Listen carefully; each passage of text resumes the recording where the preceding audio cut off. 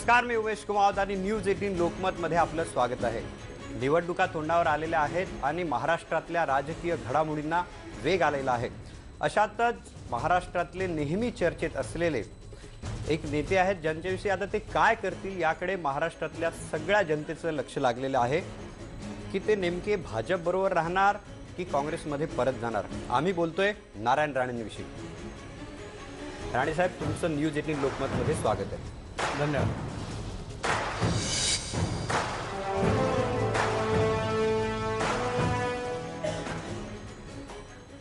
राणे साहेब, सध्या निवडणुका तोंडावर आलेल्या आहेत, मात्र गेले 2 दिवस एक मोठी चर्चा देशात आहे ईव्हीएम हॅकिंगबद्दल। एक लंडनमध्ये प्रेस कॉन्फरन्स झालेली आहे, त्यात गोपीनाथ मुंडेंबद्दल जो एक खळबळजनक दावा केलेला आहे। तुम्हाला काय वाटतं, कारण तुम्ही जेव्हा मुख्यमंत्री होतात त्यावेळेस ते उपमुख्यमंत्री होते।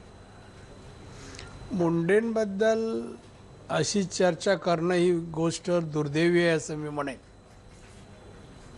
मला या वादात जायचं नाही आहे, पण मुंडे आज या जगात नाही आहेत आणि मुंडेंबद्दल असं संशयही घेणं चुकीचं आहे असं मला वाटतं।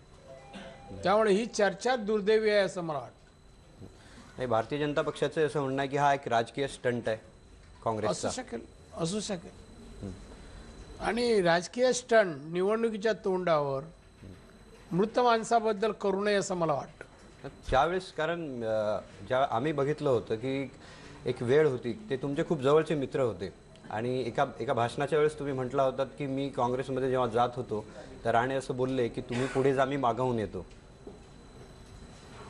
तर ते तुमचे जवळचे खूप जवळचे मित्र होते। मुंडे माझे एकदम जवळचे मित्र होते आणि अनेक वेळा विनोदाने असं म्हणायचे, राणे तुम्ही कुठे जाल, तुम्ही पुढे व्हा, मी मागे येत तुमच्या मागून येतो।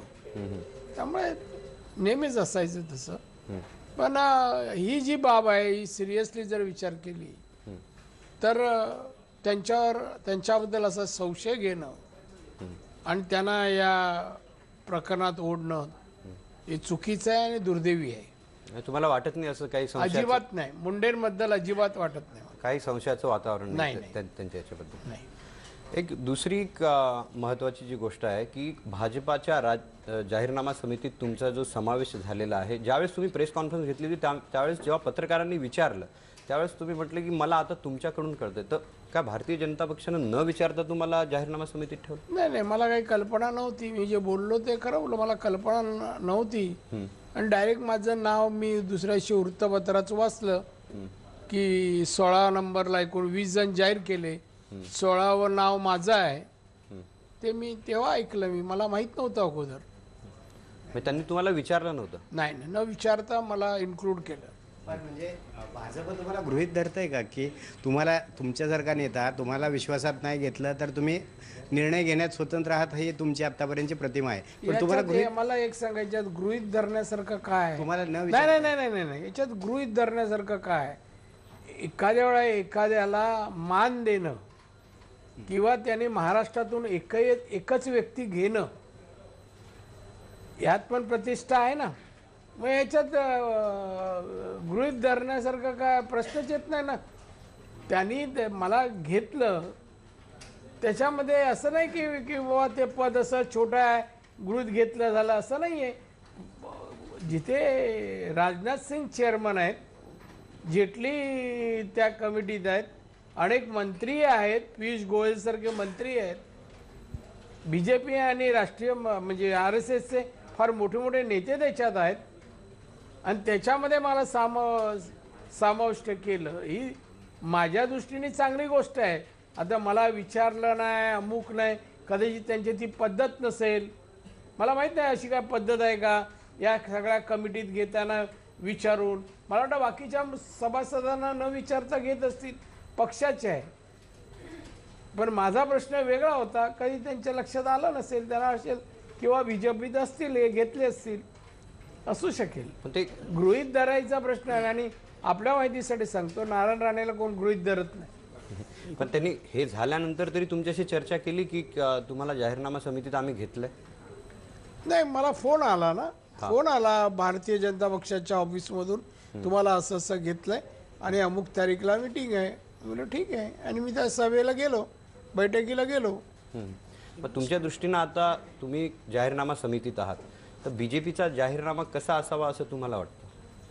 कसा अजून चर्चा झाली नाही, एकच सभा बैठक तर झाली आहे. कसा असावा, त्यांना येणारी भविष्यातील ही निवडणूक हम्म, आणि मागे झालेली निवडणूक, या दोन्ही निवडणुकीचा अभ्यास करून बनवावा लागेल. नवीन बाबा या वेळेला कोणते विषय चालतील, कोणत्या विषयाकडे लोक आकर्षित होतील, कोणत्या कमिटमेंट द्याव्या आणि देऊ नये, या सगळ्याचा अभ्यास होईल. मागच्या वेळेस विकास हा अजेंडा होता आणि मध्येच मग लोक मागचे जुनेही प्रश्न काढतील की 15 लाखांचं काय झालं. नाही, ते काढू दे, लोक काढतील, त्याला उत्तर देईल ना. सत्तारूढ पक्ष आहे बीजेपीचं, देतील उत्तर. महाराष्ट्रामध्ये शिवसेनेला डिवचण्यासाठी तुमची नियुक्ती केली गेली अशी देखील चर्चा आहे. काय माहित नाही, अशा माझ्या निवडीने डिवचलं जात असेल तर जोरात डिवचावं. मग काय एवढं काय छोटं कशाला. तेव्हा डिवचण्याचा आणि शिवसेनेसारख्या पक्षाला काही फरक पडत नाही. मी म्हणालो होतो ना, शिवसेना पक्ष सत्तेच्या बाहेर जात नाही, किक मारूनच बाहेर काढायला लागेल, अन्यथा बाहेर पडत नाही, सत्ता सोडत नाहीत शिवसेना. नाही, पण जर तुम्ही हे म्हटलं होतं की भारतीय जनता पक्षाची जर शिवसेनेशी युती झाली तर तुम्ही वेगळं लढाल. भारतीय जनता पक्ष आणि शिवसेना युती झाली तर मी त्यांच्याबरोबर नाही. मी माझ्या पक्ष महाराष्ट्र स्वाभिमान पक्षाच्या वतीने निवडणूक आम्ही लढणार. म्हणजे सिंधुदुर्गातली जी जागा आहे तिथे- सिंधुदुर्गातलीच नाही, महाराष्ट्रात ज्या काही जागा लढवता येतील त्या, नुसती सिंधुदुर्गातली नाही. नाही, आता काल जसं तुम्ही मुख्यमंत्र्यांना भेटले होते तर त्यात काही चर्चा झाली का या प्रकारची? नाही, सीट वाटपाची झाली नाही. 5ही झाली नाही, 25ही नाही आणि 48ही नाही. मग बातम्या कशा येतात की नारायण राणेंना समजूत मीडियाला काढण्यात- बातम्या कशा येतात ते मीडियावाल्याने मला विचारावं. नाही, मुख्यमंत्री समजूत काढण्यात यशस्वी झाले. अहो, समजूत काढणार हा शब्द पण तुमचाच. मला समजूत घालण्याचा प्रश्न काय की मी नाराज कुठे होतो, काय प्रश्न आहे. मी अपॉइंटमेंट घेतली, त्याने मला नाही बोलवलं, मी वेळ मागितली आणि मी गेलो माझ्या कामामुळे. नाही, मला काय- तुम्ही जे बोललात की युती झाली तर तुम्ही वेगळं लढणार, कदाचित त्याबद्दल चर्चा झाली काही? युती दोघांची झाली तर वेगळं लढणार. आता मी निर्णयच काल त्यांना सांगून आलोय, काही झालं तरी मी वेगळं लढणार. युती झाली नाही झाली तरी पण. हे बरोबर आहे. अच्छा, पण तुम्ही एका बाजूला एवढ्या ठाम आहात, दुसऱ्या बाजूला भाजपचे सगळे नेते म्हणतायत की आमची युती होणार, शेवटपर्यंत चर्चा शिवसेनेबरोबर आम्ही करणार आहोत, अगदी शेवटच्या दिवसापर्यंत आमची चर्चा चालूच राहणार. प्रदेशाध्यक्ष म्हणतायत, मुख्यमंत्री म्हणतायत, मोठे नेते म्हणतायत भाजपचे. अशा वेळेला तुमच्याबरोबर पण ते बोलतायत. कसं समजायचं भाजपचं हे? समजून घेण्यासारखं तसं समजायचं. एकंदरीत तुम्ही म्हणताय की युती झाली तर आम्ही वेगळे लढणार. काँग्रेसमध्ये जाण्याचा हा ऑप्शन तुमच्याकडे ओपन आहे का? काँग्रेसमध्ये जाण्याचा प्रश्न कारण अनेक नेते जे आहेत ते नाही, अनेक नेते असतील, पण काँग्रेसमध्ये जाण्याचा प्रश्न नाहीये. कुठे चर्चाही नाही. मी स्वतः कोणती चर्चा केलेली नाहीये. मी कुठल्याही काँग्रेसच्या नेत्याबरोबर बसलेलो नाहीये. असं असताना ही चर्चा कशी येते? शरद पवार माझ्या घरी आले, सहज त्या रस्त्यावरून तिकडून जात होते, माझं घर बाजूला आहे, ते माझ्या घरी आले, 8 मिनिटं बसले, बातम्या सुरू झाल्या आणि राष्ट्रवादीमध्ये. आता ह्या बातम्या मीडिया कशी तयार करतं हे माझ्यापेक्षा तुम्हाला लोकांना माहिती जास्त. नाही, पण काही काँग्रेसमधले नेते इच्छुक आहेत, जर तुम्ही परत आलात तर घेण्यासाठी, तर तुम्ही विचार कराल का या सगळ्याचा? जर तरला मी उत्तर देत नाही. बाळासाहेब थोरातही तसं स्पष्टपणे बोलले. नाही, स्पष्टपणे म्हणून बाळासाहेब माझ्याशी कुठे बोलले? मीडियाशी बोलले. बाळासाहेब तर मीडियाशी बोलले, पण मला विचारून नाही बोलले ना, येता की न येता किंवा काय. माझ्याबद्दल बोलताना मला विचारायला पाहिजे. असं काय झालं नाही बोलणं. मग तुमची काय इच्छा आहे? तुमची काय इच्छा आहे? असं काय नाही इच्छा, त्या काँग्रेसबद्दल काय नाही इच्छा. काय एकीकडे बाळासाहेब थोरात वेगळं बोलतात, दुसरीकडे पृथ्वीराज चव्हाण वेगळं बोलतात. ते दोघांना सवय असेल. नाही, पण थोरात म्हणतात की तुम्ही रमणार नाही काँग्रेसच्या बाहेर, अशा पद्धतीचं स्टेटमेंट करतायत. माझ्याबद्दल जास्त अभ्यास असेल त्याला. राणेसाहेब, एक अजून काही दिवस झाले एक मुद्दा जो राजकारणात चर्चेचा आहे तो म्हणजे मराठी पंतप्रधान पदाचा आहे. त्यावर मुख्यमंत्र्यांनी भाष्य केलं होतं. मध्ये बऱ्याच लोकांनी भाष्य केलं. तुम्हाला काय वाटतं नेमकं या प्रश्नाविषयी? नाही ना, जसं भावनिकवर प्रश्न पंतप्रधान वगैरे ठरवता कामा नाही.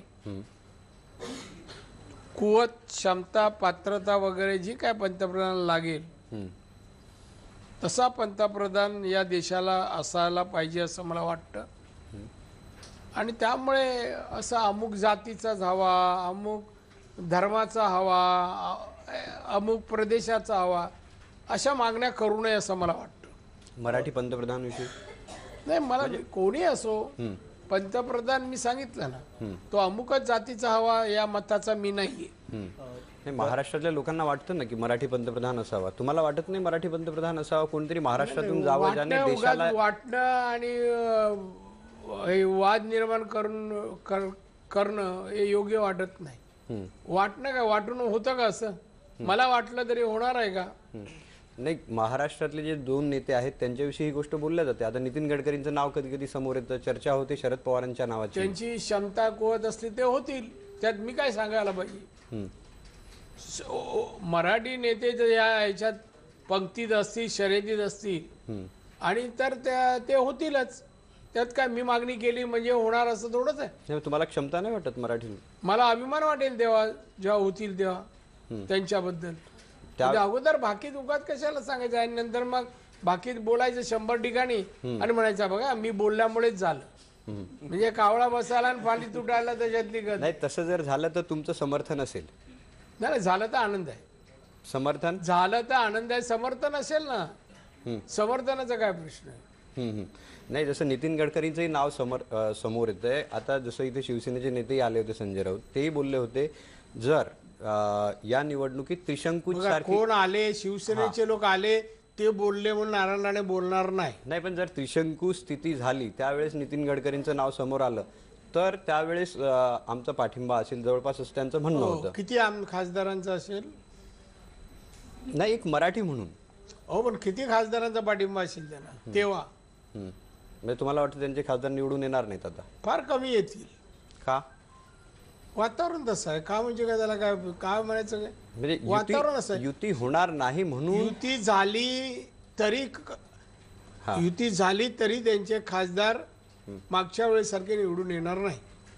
त्याचं कारण काय वाटतं तुम्हाला? वातावरण का? शिवसेनेच्या विरोधात वातावरण आहे. त्यांच्या स्टेटमेंट, त्यांचं वक्तव्य, त्यांनी शून्य काम केलं. काम न करता सत्तेत असताना फक्त सत्तेविरुद्ध बोलण्या पलीकडे त्यांनी काही केलं नाही. शिवसेनेच्या एका खासदाराने, एका मंत्र्याने अमुक अमुक काम केलं असं सांगा, हे काम झालं. एखादा प्रकल्प, एखादं काय केलं असं सांगावं ना, काही नाही. आता त्यांचे 18 खासदार आहेत. तुम्हाला काय वाटतं? म्हणजे त्यांची संख्या खूप कमी चालली जाईल म्हणजे युती झाली तरी? मी सांगतो ना, झाली तरी पण म्हणजे भारतीय जनता पक्षाचं वोटिंग जे वोट ट्रान्सफर होणार नाही तिकडे? अजिबात नाही. मी तुम्हाला सांगतो, भारतीय जनता पक्षाचे कार्यकर्ते शिवसेनेला वोट देणार नाही. वोट ट्रान्सफर होणार नाही? नाही देणार नाही. म्हणजे काय ट्रान्सफर होणार नाही? हा, म्हणजे युती करूनही काही फायदा नाही. तो त्यांनी विचार करावा. त्याने विचार करावा. नाही, तुम्हाला सोबत घ्यावं. कार्यकर्ते आपल्या बरोबर आहेत का त्यांनी आधी विचारावे, नंतर मतदार. कार्यकर्ते आणि मतदार या नेत्यांच्या बरोबर नाही. युती झाली तरी काही फरक पडणार नाही. तुम्हाला काय वाटतं? तुम्ही सोबत जावं भारतीय जनता पक्ष? तुमची इच्छा आहे? नाही, आम्ही सोबत जावं असं ना. इच्छा असेल तर मी केलं असतं ना. इच्छा जावं असं मला वाटत नाही. म्हणजे भारतीय जनता एका बाजूला मी म्हणतोय त्यांचे कमी होतील आणि मी जावं आणि माझे जे काय मिळेल ते कमी करून घ्यावं. नाही, म्हणजे युती बरोबर नाही जाणार, आघाडी बरोबरही नाही जाणार तुम्ही? अरे पण म्हणून तर स्वतंत्र लढणार म्हणतो ना मी स्वतंत्र लढणार म्हणूनच म्हणतोय ना. पण मग राणे साहेब, हे लक्षात येत नाही की एकीकडे तुम्ही भाजपच्याच केंद्रीय कमिटीत आज जाहीरनामा बनवण्याच्या, दुसरीकडे तुम्ही म्हणता भाजपबरोबर जायचं नाही, भाजपबरोबर गेलं तर मला पण नुकसान होईल जसं सेनेला नुकसान होईल. हे काही कळत नाहीये नेमकं. नाही, कळून द्यायचा मी प्रयत्न करतो. कळलं तर सांगा मला. मुद्दा असा आहे, मी कमिटीत स्वतःहून गेलो का? कमिटी कुठपर्यंत नाही. इलेक्शन जाहीर झालं आणि एकदा जाहीरनामा दिला का ते काम संपतं. निवडणुकीत पुढे असतं का जाहीरनाम्याचं काम? काही नसतं. हे काम आता येणाऱ्या महिनाभर आहे. हा एक मुद्दा. हा त्यांनी घेतला आहे मला, मी काय स्वतःहून गेलेलो नाही. आता ठेवतील का काढतील हा मुद्दा नंतरचा आहे. आता त्यांची युतीचा आणि माझा काही संबंध आहे? त्यांची युती हो न हो माझं मत सांगितलं मी काल मुख्यमंत्र्यांना. मी स्वतंत्र लढणार. आम्ही तुमची युती झाली तरी नाही झाली तरी प्रश्न येतो पुढे. किती जागांवरती आपण लढणार, काही अंदाज आपला? रिपीट होत आहे हो. त्यांनी विचारला प्रश्न परत विचारताय. बरोबर परत एकदा सांगतो, हॅट्रिक प्रश्नाची होऊ नये म्हणून सांगतो की मी अजूनही अमुक एक खासदार निवडणूक उमेदवार निवडणूक लढणार असं अजून ठरवलेलं नाही. योग्य वेळ ठरवीन आणि जाहीर करेन. राणेसाहेब, तुम्ही आता पंतप्रधान पदाच्या क्षमतेबद्दल बोललात. योग्य क्षमता असावी त्या व्यक्तीमध्ये. तुम्ही राहुल गांधींना खूप चांगलं ओळखता, अनेक वर्षांपासून ओळखता.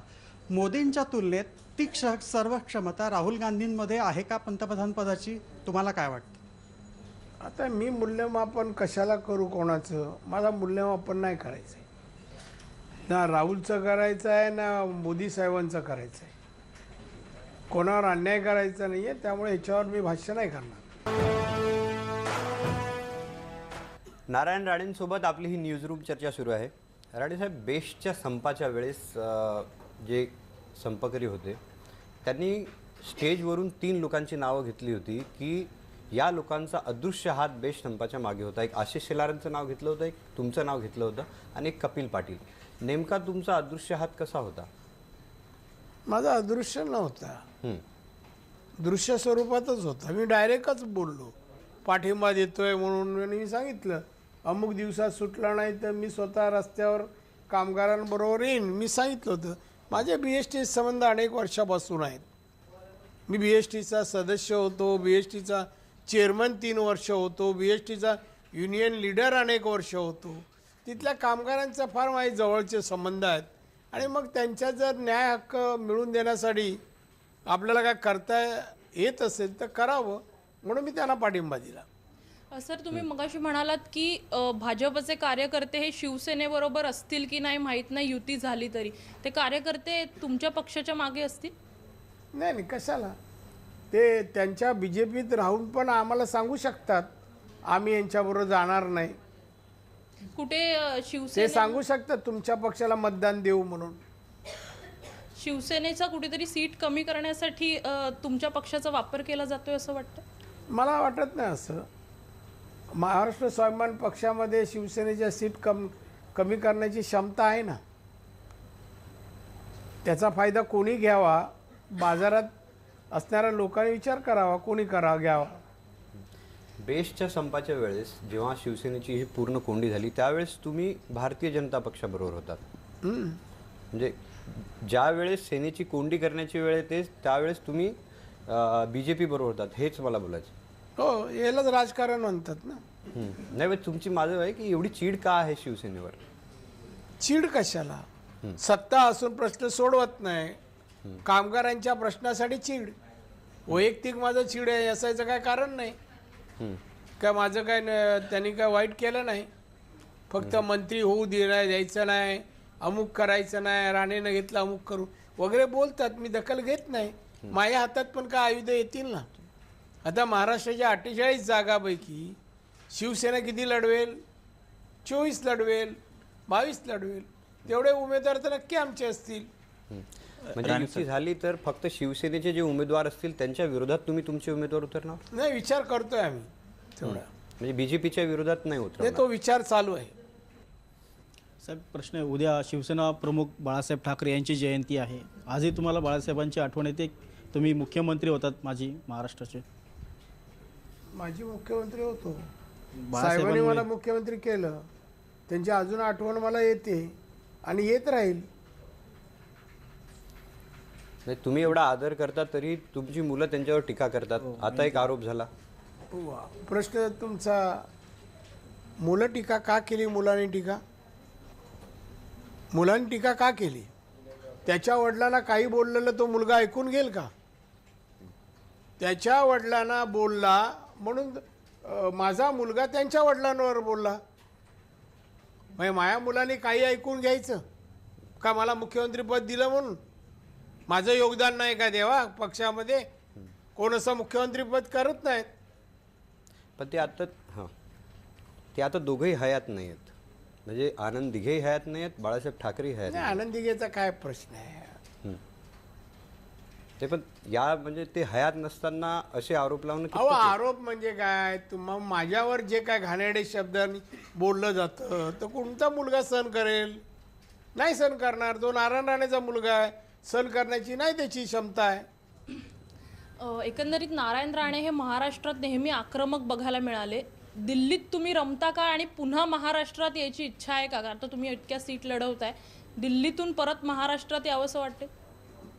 नाही, दिल्लीतून महाराष्ट्रात परत यावंसं वाटतं असं नाही आहे. वाटतं असं नाही. वेळ आली तर येईल, वेळ आली तर येईल. आता वाटत नाही. आता दिल्लीची हवा फार थंड आहे आणि एवढी थंड आहे की ती असह्य आहे आणि त्यामुळे कदाचित रमत नाही, पण खासदार म्हणून काम करायला आवडतं. तुम्ही आता बोललात की दिल्लीची हवा थंड आहे. आता ज्या 5 राज्यांच्या निवडणुका झाल्या त्यामुळे तुम्हाला वाटतं दिल्लीची हवा थंड आहे? नाही नाही, खरोखर थंड आहे. तुम्ही फोन करून विचारा आणि मग नाही, कळेल 5 तुम्हाला. राज्यांच्या 2 वगैरे थंडी आहे. हा नाही, 5 राज्यांच्या निवडणुकांमध्ये नाही, त्याचा आणि माझ्या उत्तराचा काही संबंध नाही. नाही ते 5 राज्यांच्या निवडणुका ज्या झाल्या त्यात 3 राज्य मोठ्या राज्यांमध्ये भारतीय जनता पक्षाचा पराभव झाला. त्यामुळे मी तुम्हाला विचारतोय की हवा बदलते असं तुम्हाला वाटतं का? नाही, असं काही नाही आहे. एका निवडणुकीने हवा बदलेल असं कोणी समजू नये. मला असं वाटतं की 200 जागा भाजपच्या येतील. जर 200 पर्यंत जागा आल्या तर ते पूर्ण बहुमत नसेल, त्रिशंकू सारखी एक स्थिती असेल. मग मी सांगितलं ना. न्यूजरूम चर्चेत पुन्हा एकदा सगळ्यांचं स्वागत आहे. आपल्याबरोबर आहेत नारायण राणे. राणेसाहेब, आज तुम्ही सावध भूमिका घेतायत असं सगळ्यांना वाटतंय? ना, माझी सावध भूमिका नाही आहे. माझी नेहमीसारखीच भूमिका आहे.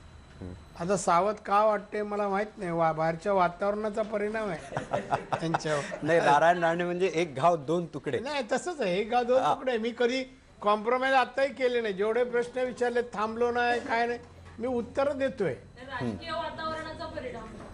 राजकीय वातावरण नाही आहे. सगळी परिस्थिती आता जी सध्या चाललेली आहे, सगळेच पक्षाचे नेते सावध भूमिका घेत आहेत. त्यावेळेला आपणही जशी घ्यावी. ते आक्रमक झाले तर आपण त्याच्यापेक्षा आक्रमक होऊ. आपली क्षमता आहे तशी. पण सध्या तुम्ही कॉम्प्रोमाइज करताना दिसतं का? आता जे सोशल मीडियावर फिरतंय त्यात नितेश राणे काँग्रेसमध्ये, नारायण राणे आहेत भाजपाचे पुरस्कृत खासदार आणि निलेश आहे स्वाभिमानी पक्ष. म्हणजे एकाच घरात 3 पक्षाचे प्रतिनिधी. नाही नाही, असं काही नाही. हे तुम्हाला मनोरंजनाचा भाग म्हणून व्हॉट्सअपवर हे सगळं दिसतंय. खरंच नाही. आता आम्ही एकाच विचाराचे आहे, एकाच घरात राहतो, तिघे एकाच विचाराचे आहे. काँग्रेसमध्ये यासाठी काँग्रेसमधून आम्ही आल्यामुळे नितेश आमदार असल्यामुळे येऊ शकला नाही. कायदेशीर अडचणी आहेत. आता निवडणूक जवळ आली काय येईल, तो राजीनामा देऊन येऊ शकेल. पण तो कधी म्हणाला नाही मी बाबांच्या विचाराचा नाही आहे, असं कधी म्हणाला नाही. आणि त्यामुळे तो आज ना उद्या येईल.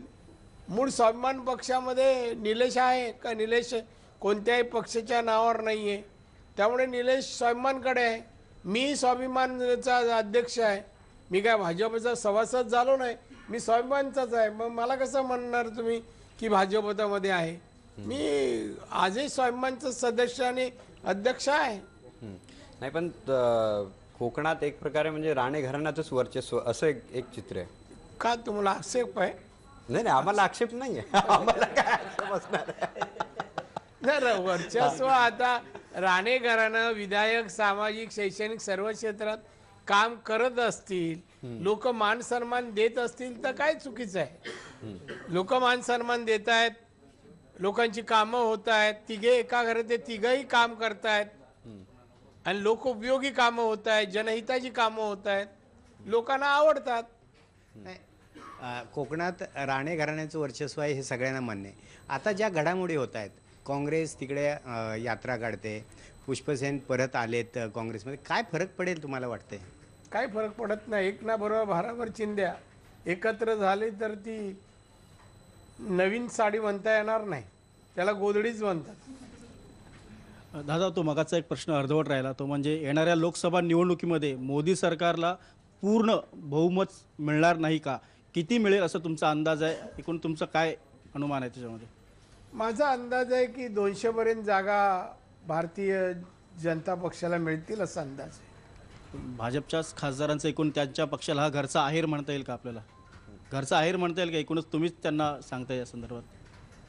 एक तर तुम्ही अंदाज विचारता, नाही, अल्पमतात जर एक भाजप तर सरकार मला सांगता पहिल्यासारखे खरे म्हणजे सडेतोड बोलत नाही. सडेतोड फिगर सांगितली की म्हणजे दोन्ही बाजूनी बोलू नये, दोन्ही बाजूनी. आता माझा काय भाजपला कमी लेखायचं नाही. आजची जी परिस्थिती आहे, वेगवेगळे सर्वे जे येत आहेत, पत्रकारांना अंदाज सांगतायत, ते सांगितल्यानंतर वाटतं 200 पर्यंतच्या जागा येतील असा अंदाज आहे आणि भारतीय जनता पक्षाचं परत सरकार येईल असं मला वाटतंय. पुन्हा सरकार येण्यासाठी मग एनडीएचे घटक पक्षांची मदत लागेल, मग घेतील ना. अहो, दुसऱ्या पक्षांना मदत मिळेल आणि भाजपला मिळणार नाही असं आहे का?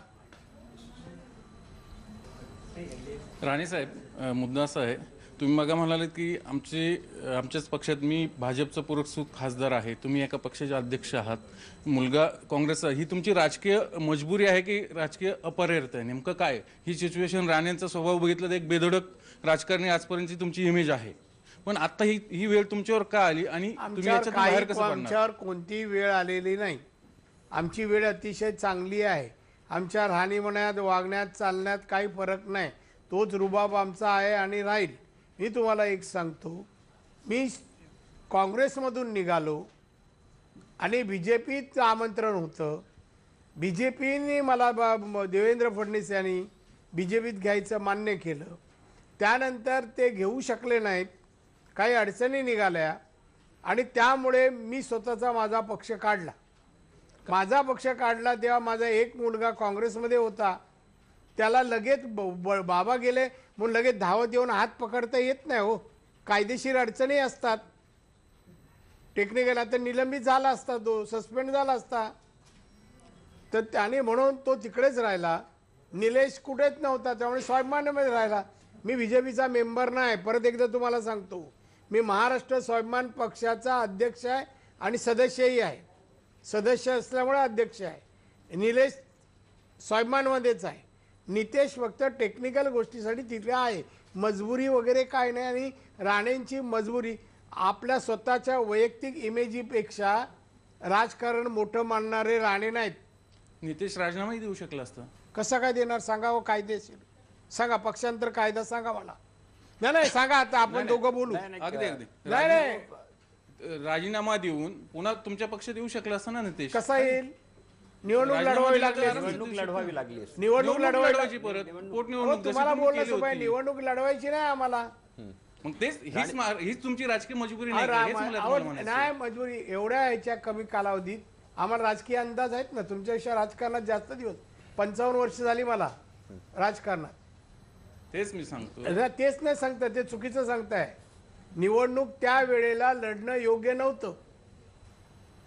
त्यावेळेला हे त्रांगडं किती दिवस चालणार? तर किमान पोस्ट सिलेक्शन नंतर ते संपणार का? कोण योग्य वेळी संपेल आणि संपवून दाखवू आम्ही सगळे एका पक्षात असू. तुम्ही सगळे हे साधारण हे लोकसभेनंतर हे होईल सगळं. सगळे राणे एका पक्षात येतील. हो, सगळे राणे एकत्र येतील आणि तुमची अपेक्षा पूर्ती करतील. तो पक्ष माझी अपेक्षा नाही, ही लोकांची अपेक्षा आहे, तुमच्या समर्थकांची अपेक्षा आहे. म्हणून त्यांच्या वतीने मी हा प्रश्न विचारला. तुमचा जिव्हाळ्याचा प्रश्न जास्त दाखवतो की राणे वेगवेगळे असले का अस्वस्थ झालात? नाही अजिबात नाही. दुसरा असा प्रश्न आहे सर, त्या काळात तुम्ही आता सांगितलं की मला सीएमने निमंत्रण दिलं भाजपमध्ये, पण भाजपने तुम्हाला घेतलं नाही, फक्त शिवसेनेच्या विरोधात वापरलं. आणि त्यावेळेस तुमच्यावर असं काही राजकीय दबाव होता? तुम्ही ठरवलं असतं तुम्ही नसतेही गेले. काय दबाव होता नेमका त्यावेळेस? कारण त्यावेळेस खूप बातम्या आल्या होत्या. कोणाचा दबाव होता? ईडीच्या वगैरे असे भरपूर पेपरमधनं बातम्या आल्या. खरं काय ईडीचा सांगा तुम्हाला काय? मला अर्धवट वाक्य चालत अर्धवट वाक्य नाही. तुम्हाला काय ईडीची माहिती आहे? त्यावेळेस पेपरमध्ये अशा बातम्या पेपरमध्ये आलेलं नुसतं एवढंच सांगू नका. मला कोणाची धमकी नाही, मला भीती नाही. मी विचार केला काँग्रेसमध्ये का राहत नाही, मी त्याचं स्पष्टीकरण देऊन गेलो. 3दा मला मुख्यमंत्री पदासाठी बोलवलं आणि 3दाही केलं नाही. हा माझा अपमान समजतो आणि म्हणून मी निघालो. ते BJPने घ्यावं आणि याने घ्यावं नाही. आणि BJPने मला ऑफर दिली, मी काय मला घ्या म्हणून सांगायला गेलो नाही. आयुष्यात असं कुठे जाणार नाही. आजही नारायण राणेला कुठेही सगळीकडून मागणी आहे तुमच्या माहितीसाठी.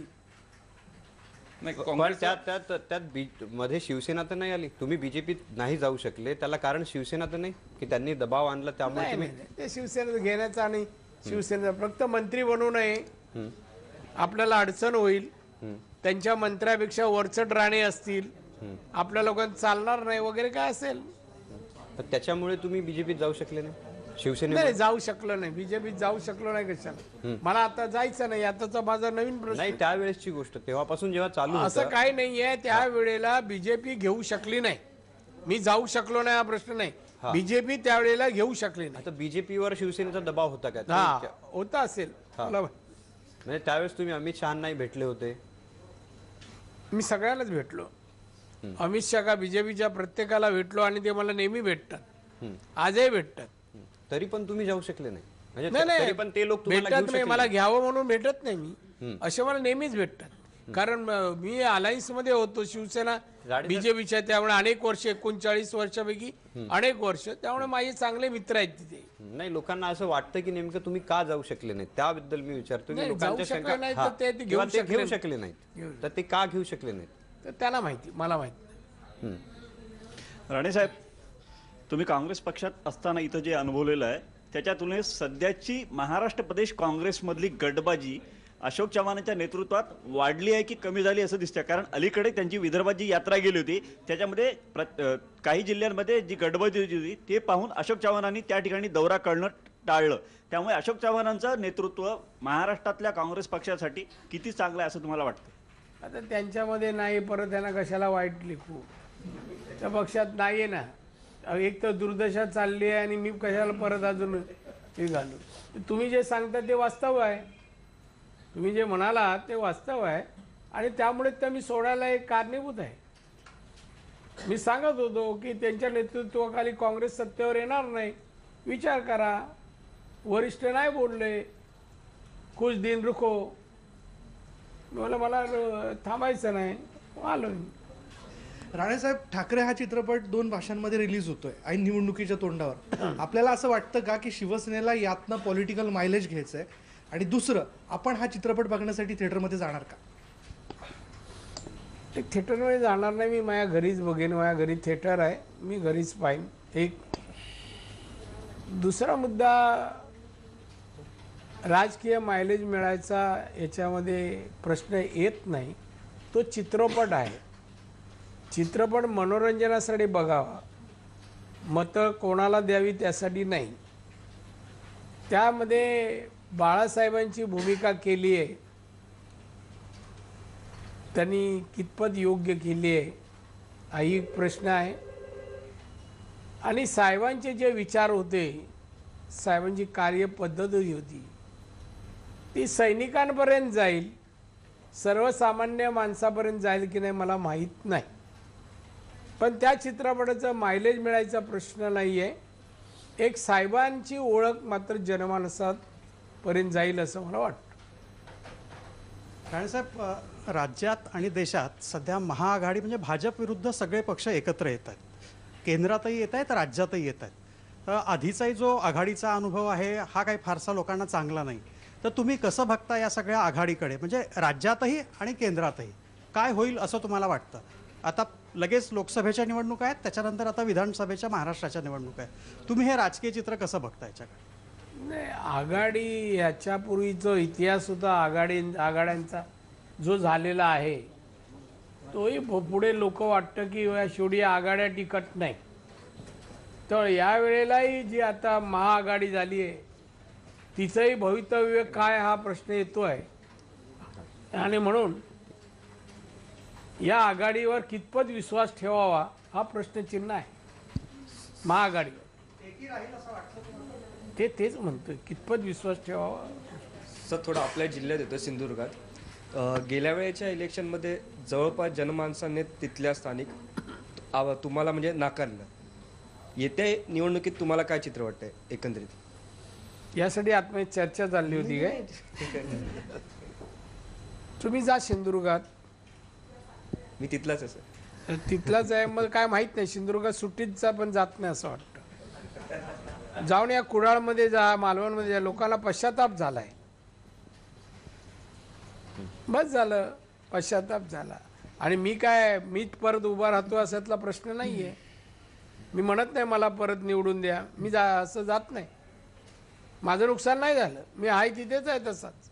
लोकांचंच नुकसान झालं. एक तरी प्रकल्प झाला का? सीवर्ड झालं का? विमानतळ चालू झालं?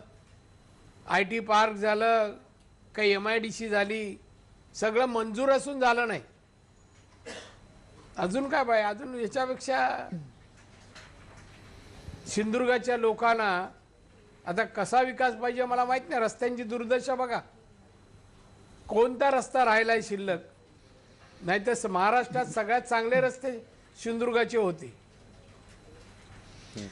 तिथे सगळे राणे विरोधक एकत्र आले तर तुम्ही कसं लढणार? नाही, एक तर मी निवडणूक लढवणार की नाही मला माहित नाही. एक आणि राणे विरुद्ध एकत्र कधी नाही लढले, नेहमीच लढले. कोणती निवडणूक आतापर्यंत माझ्या विरुद्ध सगळ्यांनी नाही लढवली. सगळे तरी मीच जिंकलो. एक अपवाद वगळता मागचा पण एकत्र झाले. तर मला काय फरक पडत नाही. राणे साहेब, म्हणजे आघाडीने जर तुमच्यासाठी जागा सोडली तर त्यांचा पाठिंबा घेणार तिथे तुम्ही? नाही, पाठिंबा दिला तर घेणार. सगळ्याच दिला तर घेणार. तुम्ही जेव्हा मुख्यमंत्री होतात तेव्हा तुम्ही सातत्यानं दावा केला होता आणि जनतेलाही ते पटलं की तुम्ही मुख्यमंत्री असताना तुम्ही प्रशासन पळवलं. सध्याचं जे मुख्यमंत्री आहेत त्याच्या काळात प्रशासन चालतंय, बसलंय, झोपलंय का पळतंय? प्रश्न एक. आणि प्रश्न दोन की तुम्ही मुख्यमंत्री होण्याची इच्छा कधीच लपवून नाही ठेवली. तुम्हाला असं वाटतं की महाराष्ट्रात, सिंधुदुर्गात अधिक सक्षम विकास करण्याकरता, एक चांगलं सगळ्यांना बरोबर घेऊन चालणारं सरकार देण्याकरता, दिल्लीत थंडी आहे, महाराष्ट्रात जरा बरं वातावरण आहे, तुम्हाला असं वाटतं परत एकदा महाराष्ट्राचा विचार करावा, मुख्यमंत्रीपद? तुम्ही माझ्याबद्दल चांगले विचार मांडले, आभारी आहे. मुद्दा दुसरा म्हणजे विनाकारण नको त्या गोष्टींची अपेक्षा ठेवणं चुकीचं आहे. मी महाराष्ट्राच्या राजकारणात आज नाही आहे. अशा वेळेला महाराष्ट्राचा मुख्यमंत्री होण्याची स्वप्न पाहणं हे काही योग्य असं मला वाटत नाही. त्यामुळे मी ते पाहत नाही. मला उलट महाराष्ट्र मुख्यमंत्री व्हायला आवडेल, कारण मी म्हणालो माझी मागे महत्त्वाकांक्षी होती आणि तशाप्रमाणे मी झालेलो आहे. माझं नाव लागलेलं आहे आणि लागलं ते चांगलंच लागलं आहे, त्याबद्दल प्रश्न नाही. आणि त्यामुळे मी भविष्यामध्ये कोण होणार हे माझ्यापेक्षा लोकांच्या हातात आहे. पण सध्याचं सरकार पळतंय का चालतंय?